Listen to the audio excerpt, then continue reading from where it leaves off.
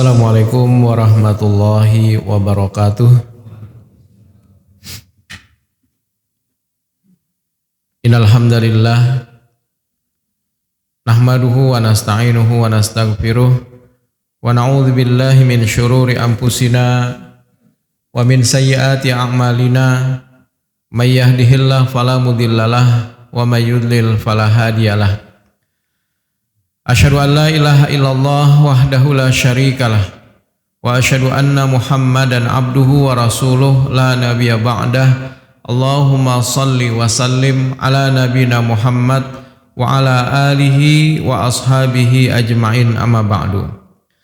Qala Allah ta'ala a'udzu billahi minasyaitonir rajim. Ya ayyuhalladzina amanu taqullaha wa qulu qawlan sadida yuslih lakum a'malakum wa yaghfir lakum dzunubakum wa may yuti'illaha wa rasulahu faqad faza fawzan 'azima amma ba'du.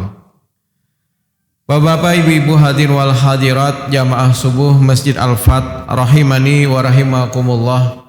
Puji serta syukur marilah bersama-sama kembali kita panjatkan kehadirat Allah Subhanahu wa taala atas limpahan segala nikmat dan karunia-Nya jualah, sehingga pada kesempatan di hari ini bertepatan tanggal 3 Rabiul Awal 1446 Hijriah berdasarkan kalender Hijriah global tunggal.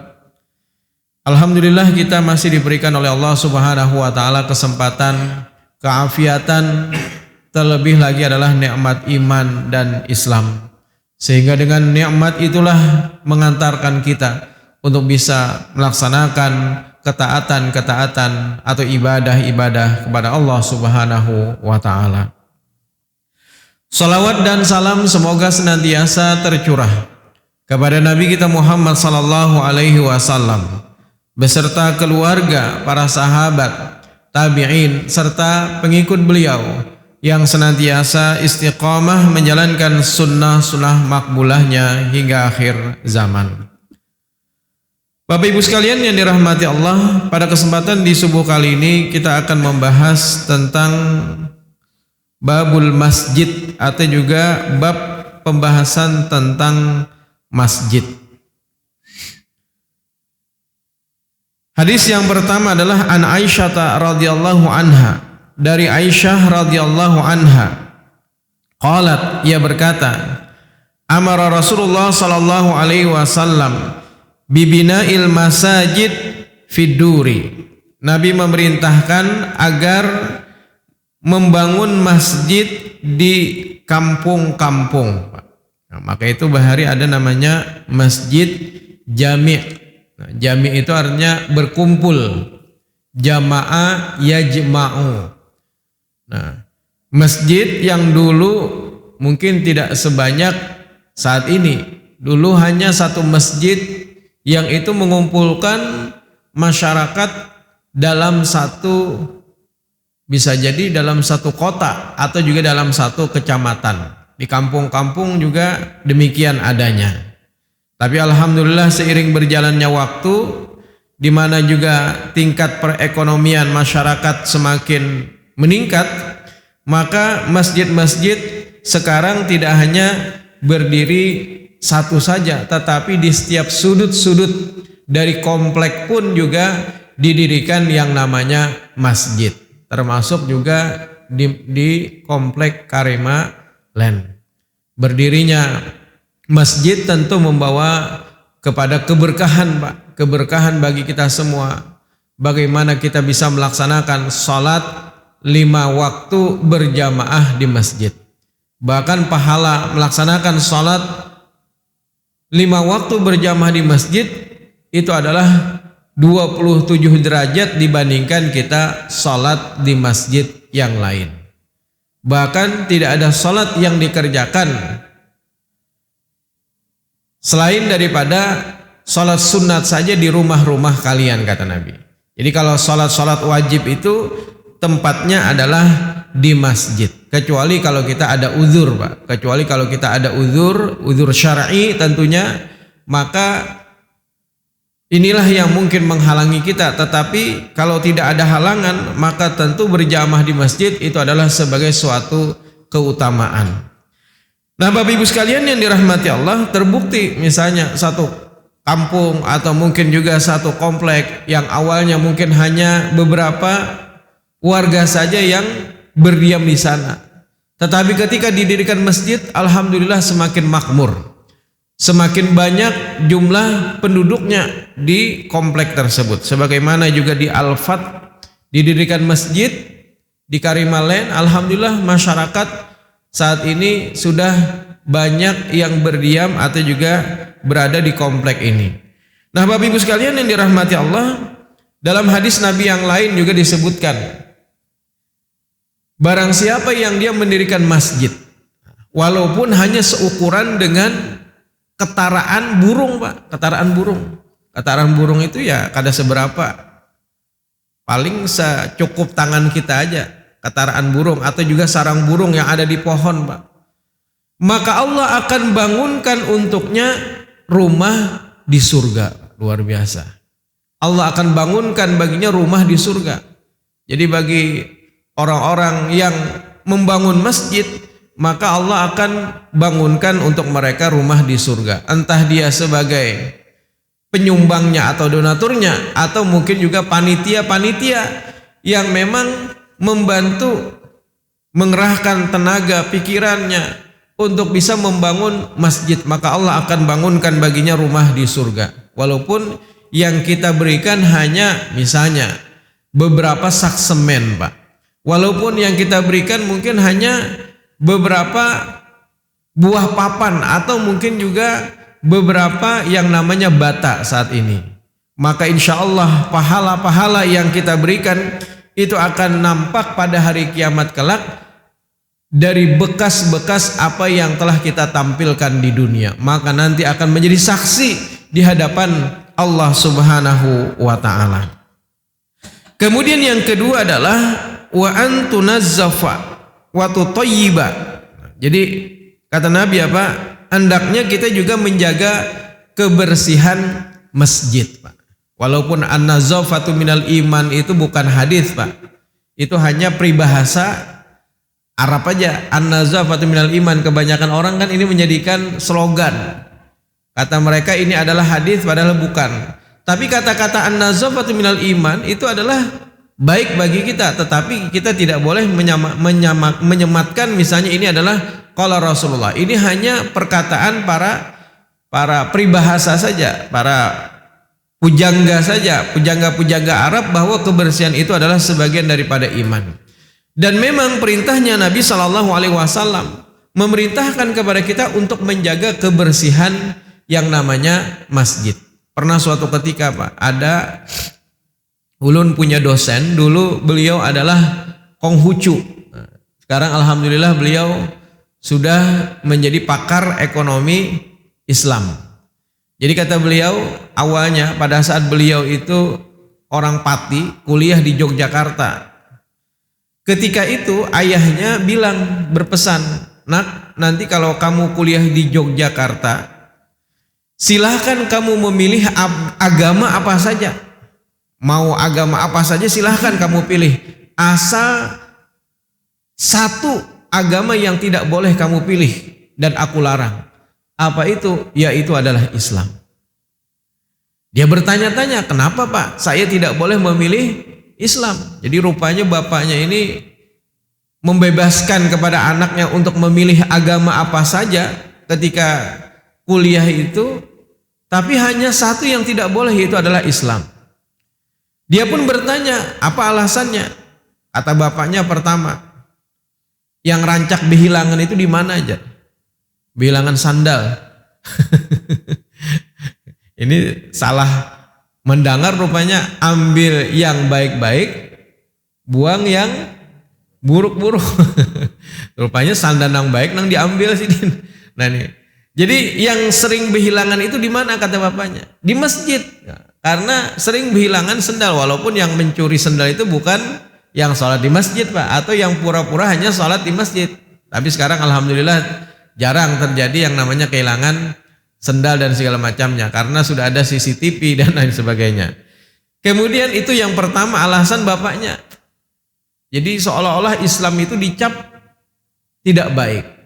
Begitu juga Pak media-media barat, tapi alhamdulillah sejak kejadian Palestina beberapa waktu yang lalu sampai saat ini pun juga masih diserang oleh Israel, tapi ternyata membuka wawasan orang-orang barat, Pak, yang dulu mereka termakan dengan propaganda-propaganda dari media-media asing atau media barat.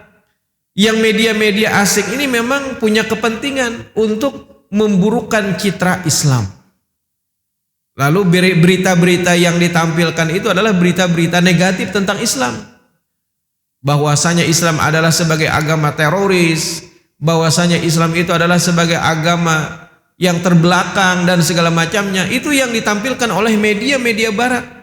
Tapi ternyata alhamdulillah akhir-akhir ini membuka mata semua orang bahwa ternyata Islam itu tidaklah sebagaimana yang ditampilkan oleh media-media barat selama ini. Ternyata Islam itu adalah agama yang betul-betul membawa rahmatan lil alamin, Pak. Akhirnya banyak nih di Eropa saat ini orang-orang yang masuk Islam. Orang-orang yang masuk Islam banyak, alhamdulillah, dengan kejadian yang menimpa saudara kita di Palestina. Membuka wawasan orang-orang barat, akhirnya banyak di antara mereka yang tertarik untuk mempelajari Al-Quran. Mempelajari Al-Quran yang pada akhirnya mereka pun masuk Islam. Karena apa? Satu-satunya agama yang paling rasional itu adalah hanya ajaran Islam saja. Nah, Bapak Ibu sekalian yang dirahmati Allah, kembali kepada pembahasan kita tadi. Jadi pada saat tadi bapaknya tidak memperbolehkan anaknya masuk dalam Islam karena kata bapaknya, satu, di masjid paling banyak sering berhilangan. Yang kedua, WC yang paling kotor itu di mana? Kata bapaknya nih. Walaupun alhamdulillah saat ini WC masjid-masjid kita itu seperti hotel bintang 5, Pak, bersih-bersih. Apalagi masjid-masjid baru malah bersih WC-WC-nya. Kata bapaknya dulu, lihat WC yang paling kotor atau paling rigat itu di mana? Masjid, katanya. Nah, ini mungkin juga menjadi otokritik bagi kita semua. Hendaknya kita menjaga kebersihan daripada masjid. Selain kita membangun masjid, kata Nabi, wa antunazzifa wa tutayyiba, yaitu adalah hendaknya kita menjaga kebersihannya untuk masjid. Maksudnya apa? Dijaga agar di masjid orang nyaman beribadah. Alhamdulillah, Pak. Kalau dulu masjid kita panas misalnya, sekarang sudah ada AC, Pak. Alhamdulillah di mana-mana di masjid luar biasa. Cuma panitia benar ya berpikir lah, mikirkan listriknya lagi setiap bulannya. Tapi tempelkan aja, Pak. Panitia pengurus tempelkan saja rekening PLN atau juga rekening PDAM, insya Allah ada yang bayarin. Cuma wah ini pakai token. Pakai token. Nah, Bapak Ibu sekalian yang dirahmati Allah, kalau dulu meski kita mungkin belum begitu nyaman, tapi alhamdulillah saat ini sudah banyak masjid-masjid yang begitu nyaman kita hadir salat berjamaah di sana karena adem ayem dingin, Pak. Jadi sudah banyak masjid-masjid yang sudah memakai AC dan juga memberikan kenyamanan bagi kita kaum muslimin yang sholat di dalamnya. Sebagaimana juga contoh masjid Joko Karian misalnya, di sana juga disediakan segala macam kebutuhan jamaah. Misalnya yang mau ngeteh bisa ngeteh, yang mau ngopi misalnya juga bisa ngopi, dan fasilitas-fasilitas lainnya yang penting membuat kenyamanan di masjid. Sebagaimana Masjid Al-Jihad misalnya juga full 24 jam.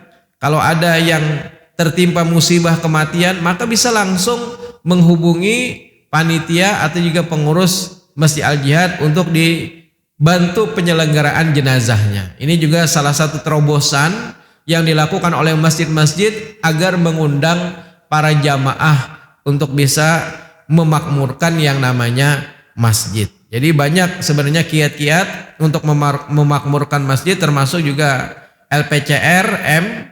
Jadi Majelis LPCR, Lembaga Pengembangan Cabang dan Ranting, serta Masjid Muhammadiyah, alhamdulillah juga melaksanakan yang namanya workshop pelatihan untuk bisa memberikan wawasan kepada pengurus masjid dalam pengelolaan masjid-masjid agar baik. Nah, Bapak Ibu sekalian yang dirahmati Allah, jadi ketika tadi orang tuanya tidak membolehkan, setelah si anak tadi, dosen ulun tadi mempelajari betul-betul Islam dari sumber aslinya, Pak, dia pelajari kajian-kajian Islam, ternyata dia menemukan bahwa ajaran Islam itu tidak sebagaimana yang selama ini dipahami oleh bapaknya. Justru dia menemukan Islam itu adalah agama yang memberikan kebaikan-kebaikan kepada umat. Akhirnya apa? Dia pun menyatakan masuk menjadi seorang muslim. Alhamdulillah. Bahkan beliau saat ini sudah menjadi pakar ekonomi syariah. Sebagaimana juga Syafi'i Antonio. Nah, beliau kan dulunya Konghucu juga, orang non muslim juga. Tapi alhamdulillah setelah itu beliau menjadi muslim. Nah, dosen ulun ini juga dulunya Konghucu, Pak. Tapi alhamdulillah setelah dia mengenal Islam, ternyata tidak sebagaimana yang selama ini dipahami oleh orang-orang di luar Islam, atau juga mereka tidak secara komprehensif mendapatkan yang namanya gambaran tentang Islam. Nah, ya cuma tadi bagaimana kita umat Islam menjaga kebersihan masjid, menjaga kenyamanan masjid, agar masjid itu didirikan adalah nyaman bagi orang-orang untuk melaksanakan ibadah di dalamnya. Kemudian selanjutnya adalah dalam hadis Nabi sallallahu alaihi wasallam, wa an Abi Hurairah radhiyallahu an qala Rasulullah sallallahu alaihi wasallam, qatalallahu yahuda ittakhadhu qubur anbiya'ihim masajid. Jadi kata Nabi apa? Allah melaknat. Nah, melaknat, Pak, orang-orang Yahudi yang mereka ittakhadhu, akhadha ya'khudhu itu artinya memang secara literal adalah mengambil, tetapi maksudnya menjadikan kubur-kubur anbiya'ihim, nabi-nabi mereka, sebagai tempat sujud atau juga masjid. Jadi maksudnya hadis ini seperti apa, Pak? Nanti kita akan bahas. Jadi Allah melaknat orang-orang Yahudi yang menjadikan kubur para nabi-nabi mereka sebagai masjid atau juga tempat sujud. Dalam riwayat yang lain disebutkan kanu idza mata fihimur rajulu soleh. Mereka orang-orang Yahudi atau juga orang-orang yang Nasrani, ketika ada orang-orang soleh di antara mereka meninggal dunia, banau ala qabrihi masjidan, maka mereka akan membangunkan di atas kuburnya itu adalah masjid sebagai tempat sujud atau juga penyembahan. Nah, jadi disembah, Pak. Nah, Bapak Ibu sekalian yang dirahmati Allah, bagaimana terkait dengan perkara ini? Apakah memang di masjid itu tidak boleh ada kuburan? Kan ada bahari itu di kampung-kampung kita, kuburan itu di halaman masjid atau mungkin di sekitar masjid. Pernah suatu ketika, Pak, beberapa tahun yang lalu, memang alhamdulillah kita Majelis Tarjih bisa memberikan pemahaman kepada masyarakat. Awalnya, Pak, dulu ada yang menyampaikan, salah seorang menyampaikan di hadapan para jamaah ketika memberikan ceramah itu di Masjid Muhammadiyah Sungai Miyai, dan juga di Masjid mana tuh? Az-Zakirin, Pak. Kan di depan Masjid Az-Zakirin itu atau di depan Masjid Sungai Miyai itu ada kuburan. Lalu ada yang mengharamkan, Pak. Nauzubillah. Ada mengharamkan salat di sana. Yang pada akhirnya jamaah, sebagian jamaah ini menaguk bulat-bulat apa yang disampaikan. Pada akhirnya ada di antara mereka yang tidak mau lagi sholat di sana. Padahal yang dimaksud dengan haram di sini apa, Pak? Nah, di sini yang mesti kita pahami bersama-sama ketika kita menemukan tentang hadis Nabi Shallallahu Alaihi Wasallam yang berkenaan dengan perkara itu. Nah, karena ada sebagian yang memahami secara tekstual akan hadis ini, pada akhirnya apa? Pada akhirnya mereka menyatakan tidak boleh masjid itu menghadap ke arah kuburan.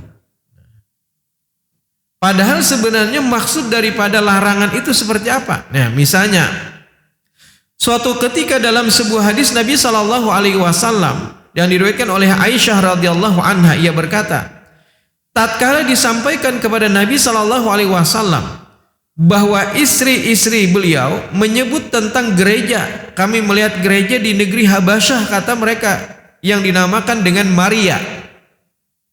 Ummu Salamah dan Ummu Habibah. Nah, Ummu Salamah dan Ummu Habibah ini istri-istri Nabi. Pernah datang di negeri Habasyah, maka ia menyebut tentang kebagusannya dan gambar-gambar yang ada di dalamnya. Jadi suatu ketika Ummu Salamah dan juga Ummu Habibah ini pernah berkunjung ke negeri Habasyah dan melihat gereja-gereja yang dibangun di sana. Kemudian dia juga melihat gambar-gambarnya. Maka Rasulullah mengangkat kepala lalu bersabda, mereka orang-orang Nasrani itu, jika di antara orang-orang soleh mereka meninggal dunia, mereka membangun gereja di atas kuburannya, kemudian melukis berbagai lukisan di dalamnya. Mereka adalah seburuk-buruk makhluk di sisi Allah. Hadis riwayat Bukhari, Muslim dan juga Imam An-Nasai. Kemudian di dalam riwayat yang lain juga disebutkan Rasulullah pernah bersabda, janganlah kamu duduk di atas kuburan dan jangan pula menghadap kepadanya. Nah, ini nanti kita ulas, Pak. Kita hubungkan dengan hadis yang ulun bacakan dalam kitab Bulughul Maram tadi. Para ulama memandang bahwasanya larangan yang dimaksudkan di sini seperti apa? Pertama adalah haram hukumnya. Haram hukumnya. Kalau seandainya misalnya ada kuburan, kemudian dibangun masjid dan menghadap ke arah kuburan itu. Jadi sholatnya menghadap ke arah kuburan dan kuburan itu dilakukan untuk disembah. Nah, itu baru haram, Pak. Jadi misalnya ditaruh di depan, dikuburkan misalnya siapa misalnya. Kemudian setelah itu kita sholat di dalamnya, menyembah ke arah kuburan itu, menyembah akan kuburan itu. Walaupun maksud hajat kita sampaikan kepada Allah. Jadi kita menyembah kuburan itu, maka hukumnya adalah diharamkan. Jadi dapat dipahami bahwa kalau seandainya seseorang sholat menghadap kuburan dan niatannya sholat itu adalah untuk menyembah kuburan itu, maka hukumnya jatuh pada haram. Yang kedua bagaimana? Yang kedua adalah kalau seandainya ada kuburan, misalnya Pak, di sebelah manakah misalnya nih ada kuburan. Kemudian orang-orang akhirnya sholatnya menghadap ke arah kuburan. Hadap ke arah kuburan nih sholatnya. Di depan sini misalnya. Walaupun dia tidak menyembah akan kuburan itu, tidak menyembah, Pak, tapi sholat menghadap ke arah situ, maka hukumnya adalah makruhun, makruh hukumnya. Tapi sholatnya tetap sah. Itu hukum yang kedua. Jadi kalau niatannya untuk disembah, maka hukumnya haram. Yang kedua, kalau seandainya menghadap ke arah kuburan, ibadah atau sholatnya, tapi tidak dalam rangka untuk menyembah. Dia sholat misalnya, sholat ya sebagaimana kita menghadap untuk beribadah kepada Allah, tapi dia menghadap ke arah kuburan itu, maka sholatnya itu tetap sah, tapi hukumnya makruh. Yang ketiga, ada lagi. Misalnya ada kuburan, karena perluasan masjid misalnya, awalnya kuburannya di luar, Pak, tapi karena perluasan masjid akhirnya masuk ke dalam kuburannya, masuk ke dalam, tapi bukan berada di hadapan untuk di arah menghadap ke arah kiblat, misalnya di pojok manakah misalnya kuburannya, maka hukumnya tetap sah sholatnya dan boleh. Nah, jadi walaupun misalnya ada kuburan tetapi kita tidak menghadap ke arah kuburan, mungkin di pojok belakang misalnya ada kuburan, maka hukum sholat di masjid tersebut sah. Kalau yang kedua tadi kan makruh, tapi tetap sah sholatnya. Nah, apalagi Bapak Ibu sekalian, kalau kuburan itu cuma di luar, itu kadang menjadi masalah, Pak. Misalnya sebagaimana masjid-masjid di Kampung Bahari, di halaman masjid pasti ada kuburan kan, Pak? Pasti ada kuburan. Kenapa? Jadi orang Bahari itu berkubur di para nyaman dikunjungi. Supaya setiap Jumat misalnya, padahal sholat berjamaah itu bukan hanya setiap Jumat, setiap hari, setiap 5 waktu. Ini karena mungkin agar mudah para keluarga mengunjungi setiap mereka sholat Jumat, akhirnya mereka pun menguburkan anggota keluarganya itu di halaman di halaman tanah masjid, biasanya orang Bahari itu. Mungkin itu tujuan mereka.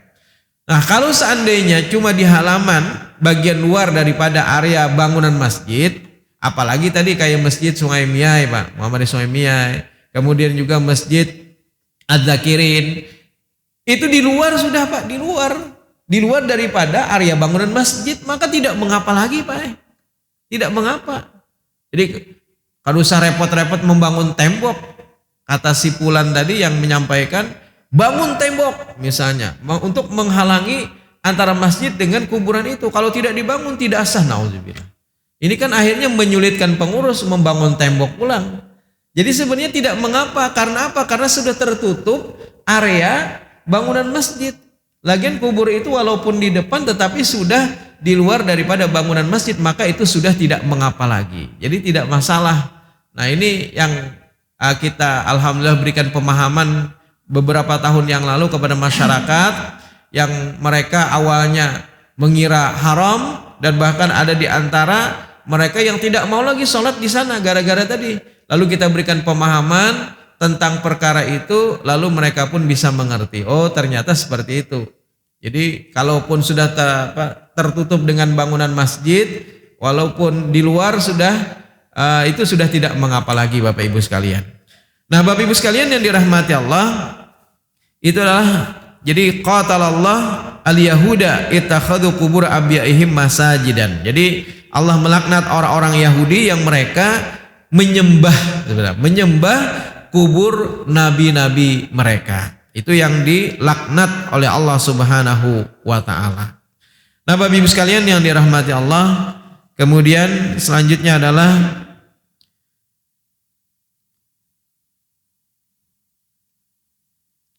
dalam sebuah hadis Nabi sallallahu alaihi wasallam anhu radhiyallahu anhu qala Rasulullah sallallahu alaihi wasallam, man sami'a rajulan yanshudu dollah, barang siapa yang dia mendengar seseorang laki-laki yang mengumumkan kehilangan barang fil masjid, di dalam masjid, falyaqul, maka ucapkan untuknya, la raddahallahu alaika, semoga Allah tidak mengembalikan akan barangmu. Fa innal masajida, karena sesungguhnya masjid-masjid itu lam tubna lihada, bukan dibangun untuk ini. Jadi kan ada nih, kita sering mendengar, amun ada orang yang kehilangan barang, lalu orang itu mengumumkan, jangan, maka ucapkan baginya, semoga Allah tidak mengembalikan barangnya. Sebenarnya seperti apa pemahaman akan hadis ini, Pak? Nah, ini yang mesti kita ungkap. Jangan langsung apa adanya lalu langsung kita terapkan. Sehingga ketika ada orang bertakun, yang ada melihat jam ulun lah, semalam tuh ulun pas sholat di sini hilang. Lalu kita langsung mengucap, mudah-mudahan Allah kadang mengembalikan barang. Bukan seperti itu, Pak. Akhirnya apa? Timbul taklahi. Gara-gara pian mengucapkan kayak itu, kenapa jasidin maka ulun bepada baik-baik hendak mencari barang ulun yang hilang semalam tuh pas ulun sholat di sini. Nah, jadi sebenarnya pemahaman akan hadis itu tidak bisa kita pahami secara tekstual, Pak. Harus kita ungkap apa yang ada di makna di dalam makna hadis itu sebenarnya. Jadi yang dimaksudkan daripada la raddahallahu alaika, semoga Allah tidak mengembalikan barangmu, itu adalah kalau orang tadi ketika dia mencari barang itu mengganggu orang-orang yang sholat di dalam masjid tersebut, Pak. Misalnya kita lagi sholat nih, lagi sholat atau selesai sholat, rupanya ada orang kehilangan barang, Pak. Satu-satu ditakuninya, Pak. Imam ditakuninya, ini ditakuni semuaan, akhirnya ribut orang. Akhirnya apa? Tidak konsentrasi lagi di dalam ibadah yang kita lakukan di masjid. Ini sebenarnya yang dilarang. Bukan dalam artian ketika ada orang bertakun, adalah pian, apalagi sudah tuntung sholatnya. Sudah tuntung sholat semuanya sudah beres. Hanya di sini tadi bertakun, pian ada melihatlah ulun kehilangan jam semalam tuh di sini. Nah itu sudah tidak mengapa, Pak. Jadi jangan kita taguk bulat-bulat, lalu seolah-olah haram hukumnya mengumumkan barang yang hilang di masjid. Apalagi misalnya panitia kan menemukan barang yang hilang. Kalau kada diumumkan nih, maka kada bakalan ada orang yang bisa ketemu. Apalagi kunci sidin, kada kau bulik sidin. Kamu kada diumumkan, dipatak aja misalnya oleh Pak Wahyudi. Ada orang tegugur kunci di sini, kada boleh diumumkan ya, langsung aja dipatak sidin, disimpan sidin. Timbul kada kau bulik lagi jamaah tadi. Jadi sebenarnya asal tidak mengganggu ibadah yang ada di dalam masjid ini, Pak. Apalagi sudah beres semuanya, sholat selesai, kemudian baru diumumkan kepada jamaah siapa yang merasa kehilangan jam misalnya, silakan untuk mengambil kepada pengurus misalnya, atau diumumkan misalnya di luar ada papan pengumuman. Nah itu sudah tidak mengapa lagi, Pak. Jadi jangan mudah-mudah kita menjustifikasi langsung menerapkan secara pemahaman yang sempit tentang hadis-hadis, lalu seolah-olah pemahaman yang parsial itulah yang mesti kita terapkan. Jadi kita mesti banyak referensi, banyak pemahaman tentang hadis-hadis Nabi Shallallahu Alaihi Wasallam. Karena waktu juga sebenarnya ada banyak pembahasan-pembahasan lagi tentang hal ini. Mudah-mudahan di lain kesempatan bisa kita teruskan. Demikian yang bisa ulun sampaikan. Subhanakallahumma wa bihamdika asyhadu an la ilaha illa anta astaghfiruka wa atubu ilaik. Nasrun minallah wa fathun qarib wa basyiril mu'minin. Wassalamualaikum warahmatullahi wabarakatuh.